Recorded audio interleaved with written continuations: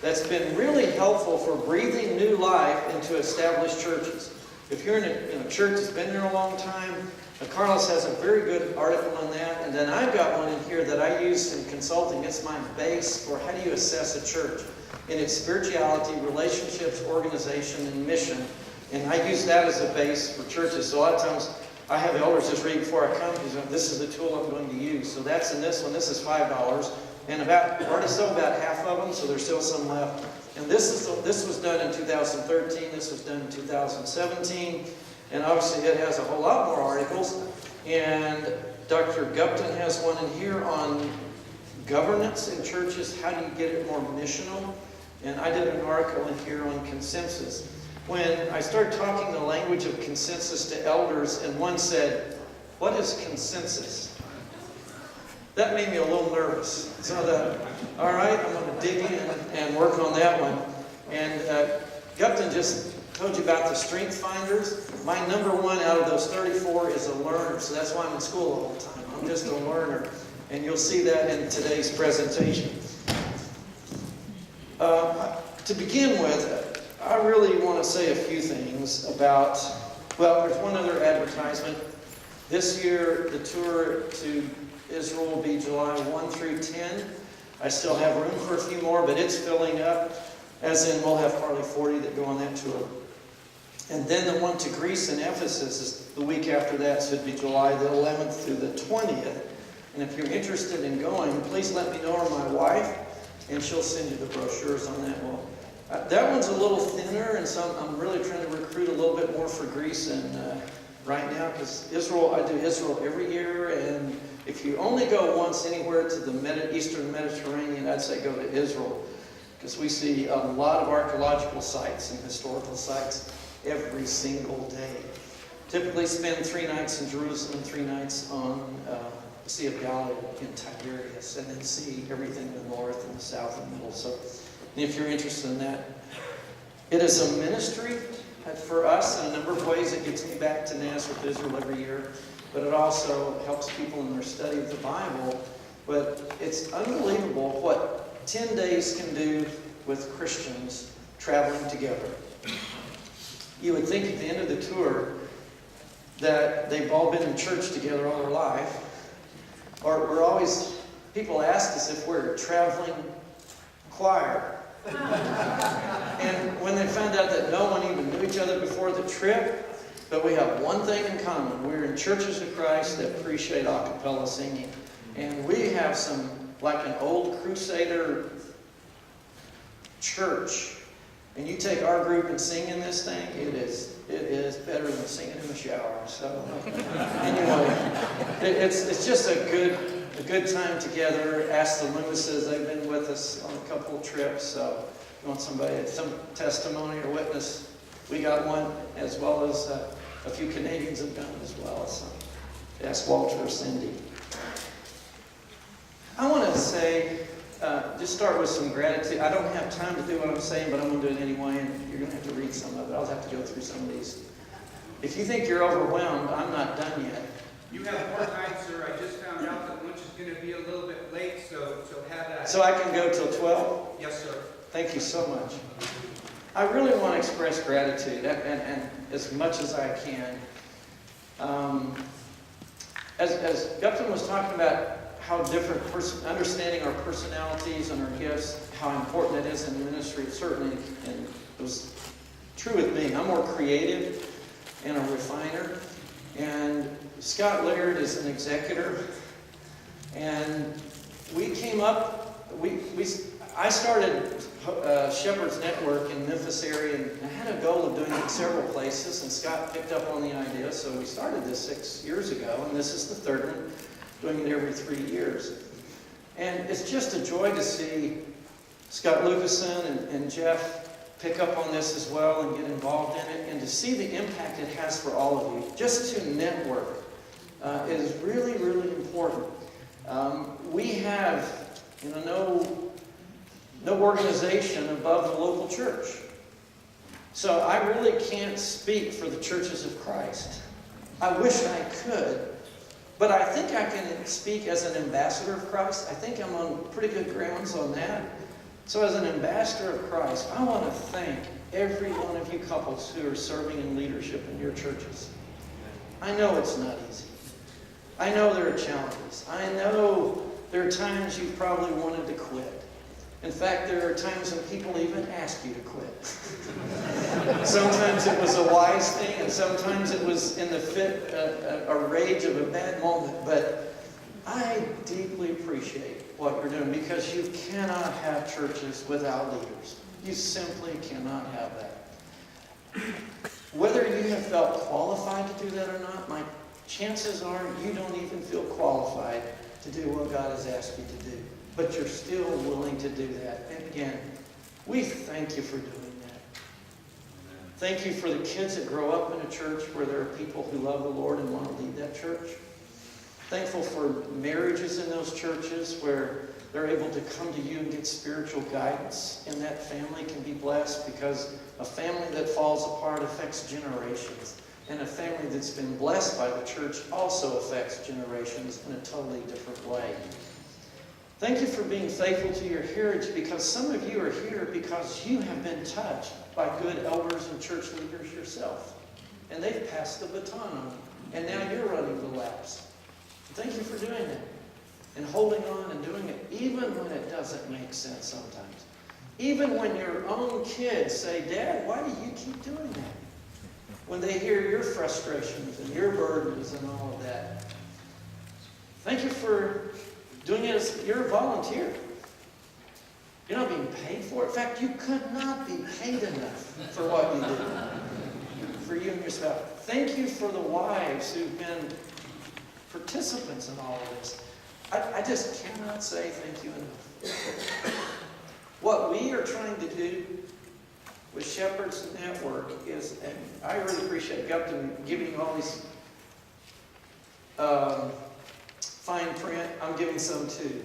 We are not trying to so overwhelm you to make you feel like I'm a dummy. And wow, if I'd only known that, or that is not the purpose of this. What we're trying to do is equip you with resources that you're going to use for years. And since we only meet every 3 years, we've really got to load it on you. But I also encourage you to involve the people you've heard here, you've met, you're on the program. Engage with them during this time. We don't have to have a meeting like this, have a phone call or a conference call or whatever it is. We love the church. That's why we're here. Everyone speaking loves the church. Jeff and Scott and me and others. We love the church. So don't let this just be a one and done thing, but as you pick up some of the information, and by the way, any of the leftovers are back there on the table, so if there was a session you were not in when you had to choose one or the other, pick up the notes from the other one. But if you have questions, Dr. Gupton is good, I am, we all want to do what we can to encourage and equip. So this is not to overwhelm. It's to encourage and to equip. And I hope that you will go away feeling it. Do I have an amen? Amen. All right, good. So as we just give you materials, some of this has taken us years to work through ourselves, and we're just trying to share it. And I hope you really appreciate the last session just had with Gupton. What he gave you with those different tools, that's an extremely valuable information that he hadn't done before. I was kind of asking for this because we get all these different tools. You hear people talking about it, but how do you put it in context? And I think what he gave you was extremely important. So, for those of you who are serving and leading, may the Lord bless you and keep you. May His face shine upon you and give you peace. I know that was a priestly blessing, but it's also a shepherd blessing as you lead God's people. I want to read from 1 Thessalonians chapter 5. It's in verse 12. We ask you, brothers, and he's talking about the whole church in Thessalonica, so brothers and sisters, to respect those who labor among you and are over you in the Lord and admonish you, and to esteem them very highly in love because of their work. I tried to just do that in what I've said, and that's what we're trying to do and what we're doing this weekend together. We esteem you highly in love. We appreciate your love for God's people and the church. As a shepherd, it's assumed here, and notice it's kind of a backhand discussion of what elders do and shepherds do. They do three things. They're among you, so they know you. They smell like sheep. They're over you in the Lord, so there is some sense of spiritual authority that you submit to. And they admonish you. What I'm saying in this hour and the hour after lunch is, how do you do that? I'm going to drill in deep into that one thing. How do we admonish, and who do we admonish? There's a research question that we have that I'm going to get to and introduce you to here as we get into this discussion of leader loop. On the PowerPoint, I'll have a page number at the bottom right-hand corner. That will be on your handout, on the packet. I'm not going to be making reference to that, and I'm not going through it directly. I'm using different parts of it. You know, there's two ways to do this. I can give you a copy of the PowerPoints, but it doesn't mean much, because there's a lot of discussion that goes with just what is thrown up there.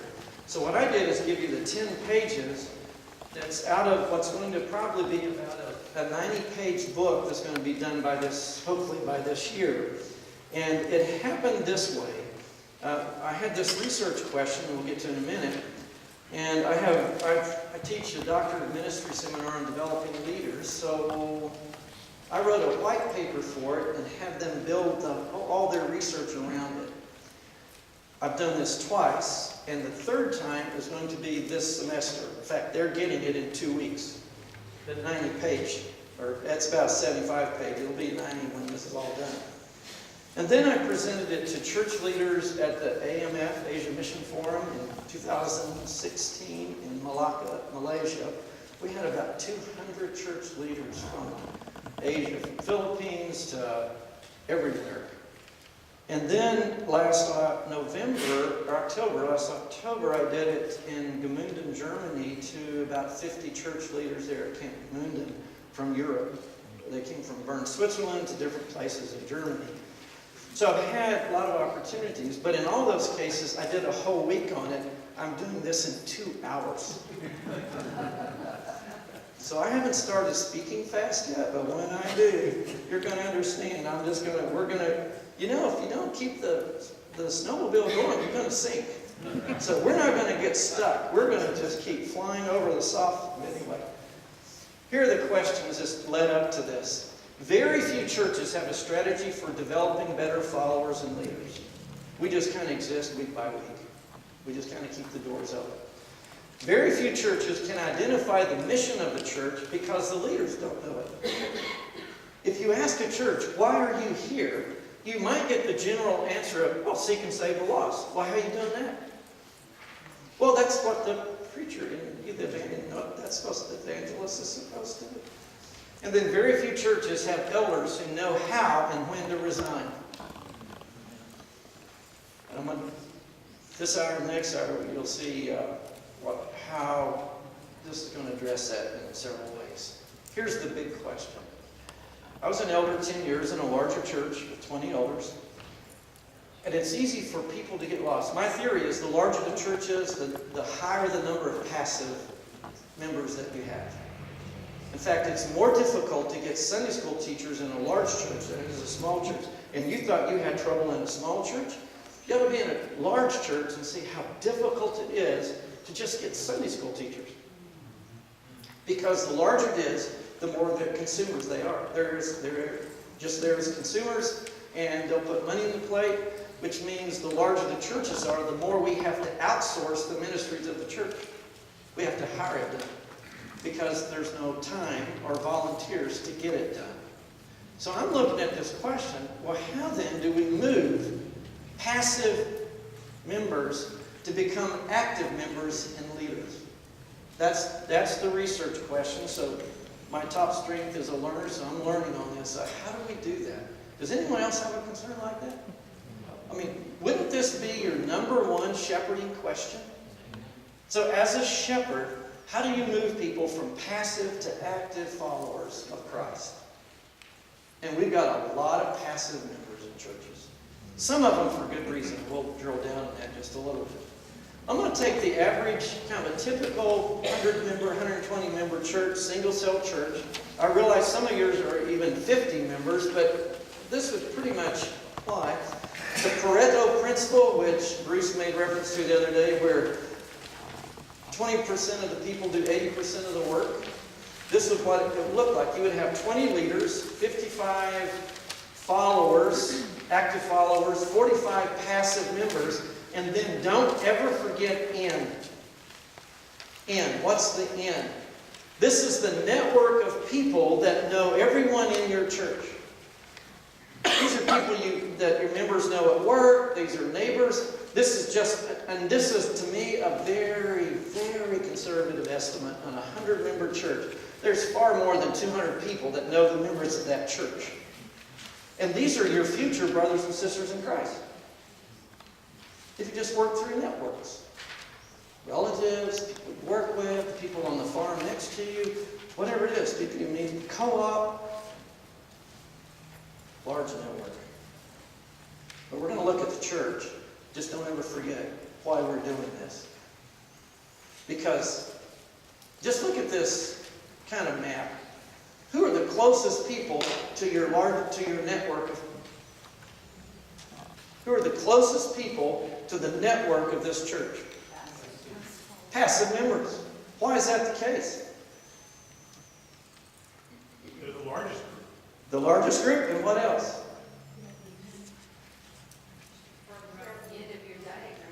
They are, but why is that the case? This is not fake. This is reality. The longer you're a Christian, the more active involved in the church you are. You spend all your time with the leaders. You spend all your time with a few group of people. I was so frustrated the 10 years I was an elder, I never had the time to do an evangelistic Bible study. God heard me. A month after I resigned, we had an evangelistic Bible study. I didn't have to find it. It found me, or that God was listening. We don't have time to do anything else because the church is consuming all of our energy and all of our attention. You see what's happening? I don't care what size church it is. The more you lead, the more the people you know are just the church people. So now the passive members, they're our greatest asset. Because they're not deeply involved in time-wise with the members, and they are in the community, but they're kind of got a foot in both, and you wish they'd make up their mind. But the other thing is, they're bridges of God. So we need to keep thinking in terms of these passive, not as a negative necessarily, but certainly we want them to grow. If you're in a 200-member church, it'd look a little bit more like this. I don't know if you noticed, but I did change slides. This is 120. That's 200. Here's some questions. Plot your journey. Were you ever at N? Have you been passive? When did you go from passive to active to a leader? How did that happen for you? And when were you L, F, or P? And how did you mature to the next phase? All right. Oh, here's what I'm going to assume most of you are sitting by people from your congregation. Is that the case? No. If it's not, everybody stand up. And I want you to juggle around a little bit, because there's a couple of times when I ask you to talk to your neighbor, and I want your neighbor to be somebody from your congregation. It could be your spouse, that's fine. As long as there's 2 or 3 of you from the same congregation. So if you need somebody to juggle around real quick.